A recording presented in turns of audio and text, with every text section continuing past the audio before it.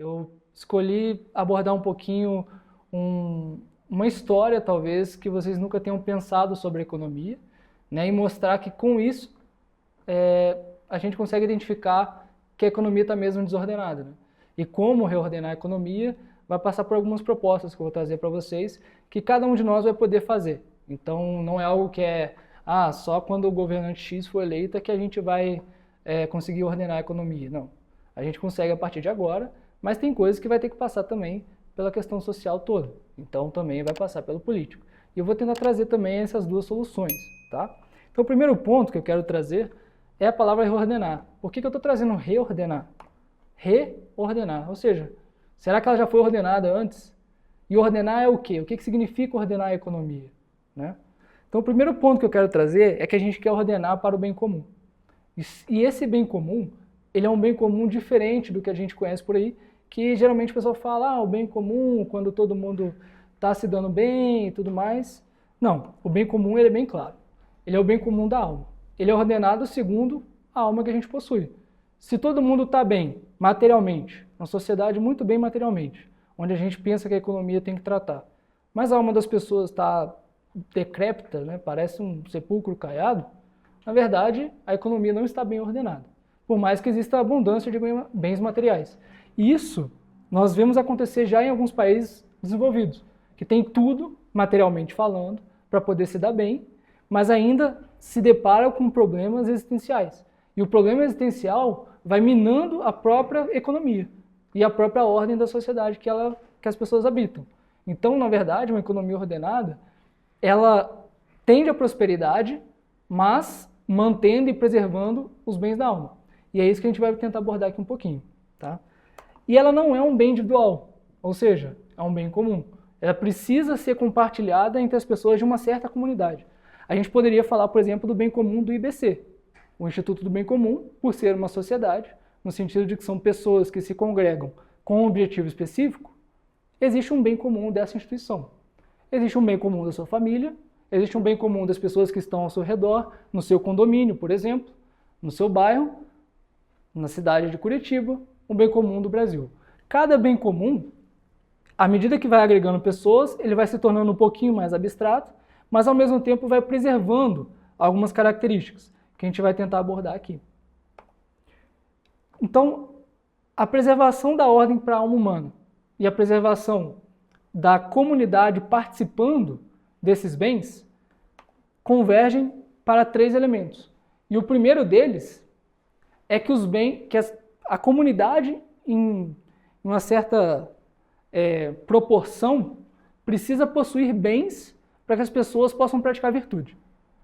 Ou seja, não é só que as pessoas sejam ricas, que elas possuam muitos bens, mas que essas mesmas pessoas utilizem bem esses bens. Ou seja, aquilo que você possui, você consiga praticar a virtude com aquilo.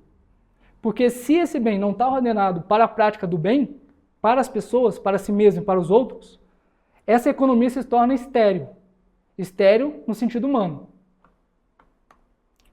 E também o bem comum, ele é caracterizado pela paz. E o que é essa paz?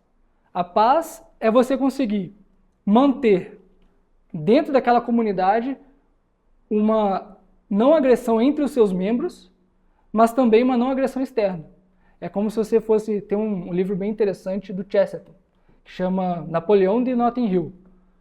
E nessa história, existe uma eleição para saber quem que vai ser o prefeito daquele local. E ali a pessoa recebe a coroa de ser o rei daquela época, daquele momento ali. E uma pessoa tal recebe esse cargo e ele decide que ele vai fazer uma empreitada. Então ele, de Notting Hill, agora ele é o rei de Notting Hill e começa a fazer guerra com os bairros vizinhos e tudo mais. Então, o bem comum preserva essa paz, né? Ou seja, não há essa guerra. E aqui entra questões como segurança, né? Como guerras externas e tudo mais. E um outro ponto que para as pessoas praticamente passa batido, mas que Aristóteles, por exemplo, e Santo Tomás de Aquino abordam muito, é a amizade. E a amizade não é só um coleguismo, é um amor pela pessoa do outro. Como que se consegue isso? Aí Aristóteles fala que são 3 modos. Um é por meio de eu considerar a pessoa útil para mim. Isso é uma forma de amizade. Pô, Rodrigo é uma pessoa que sabe tais coisas, eu vou me associar ao Rodrigo, ele é útil para mim e a gente consegue fazer alguma coisa. Outra forma é pelo deleite, porque a pessoa é agradável. Rodrigo é uma pessoa agradável, eu gosto de estar perto dele, eu vou conversar com ele e tudo mais. E uma outra é pelo amor da virtude que o Rodrigo possui. E essa é uma amizade mais duradoura. Para Aristóteles, o bem comum só se realiza quando é possível naquela comunidade, e quando a gente fala em comunidade, ele está pensando realmente numa visão pessoal, nas pessoas que você encontra, não é no povo em abstrato. Isso vai ser muito importante para a gente entender economia. Não é nada em abstrato, são as pessoas que você encontra na sua comunidade, para que você consiga identificar que aquela pessoa possui virtude e poder amá-las.